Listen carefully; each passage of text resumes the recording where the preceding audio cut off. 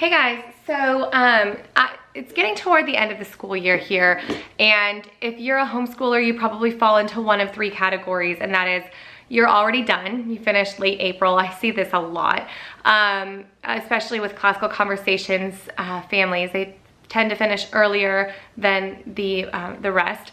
Number two, you are finishing because you have a date in mind or you're almost done with some subjects, and that's toward the end of May or early June, so that's coming up in a couple weeks here. Or number three, you're like, we are so barely halfway through where I wanted to be. I don't know if we're finishing. We're probably gonna finish in the summer. We're probably gonna go through the summer. I don't know if we might finish in July, etc. I've fallen into all of these categories at different times throughout our homeschooling journey, and so I thought it'd be fun to chat about that today. And by that, I mean I would love to have your interaction in the comments below. So this topic, do we finish every subject every year, is kind of where I wanted to take this video, especially if you're a newer homeschooler. I think that there's the misconception that you have to finish everything in order to be finished.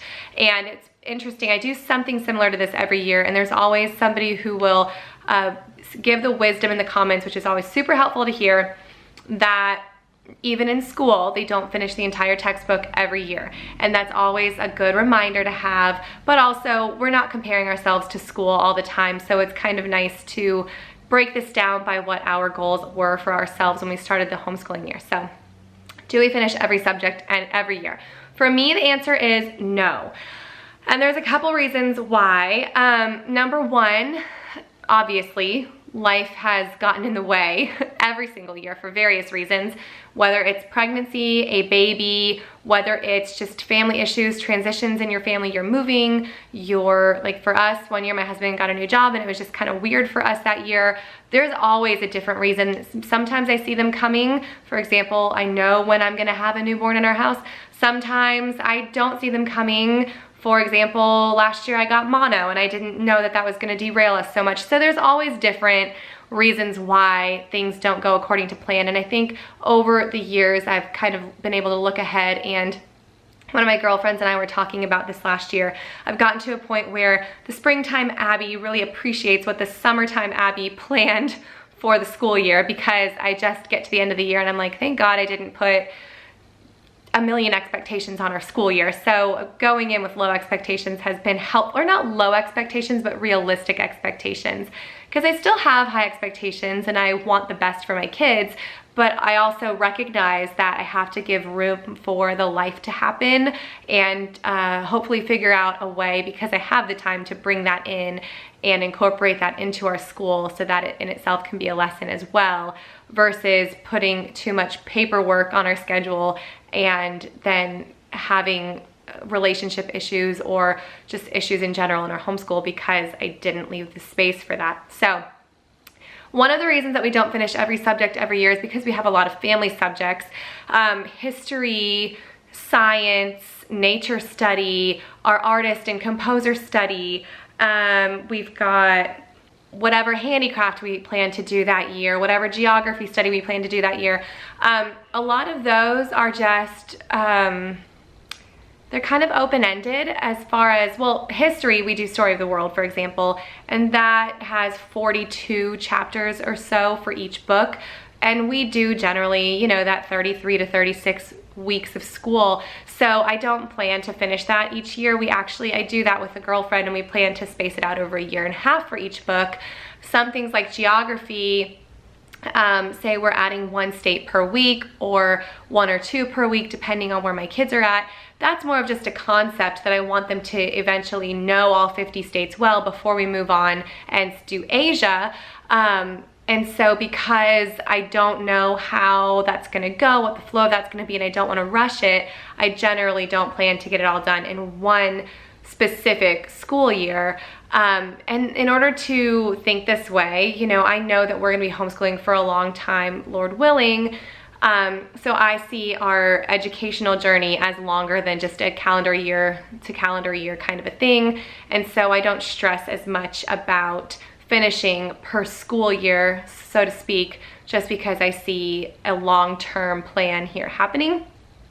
There are some subjects, for us, the subjects that we do finish every year are math handwriting, all the consumable things, as well as the things that are specific to their grade level. So because science and history and nature study and things like that aren't a 3rd grade and 5th grade and 2nd grade level in our home, those are the things that we kind of flow through and move forward on consistently.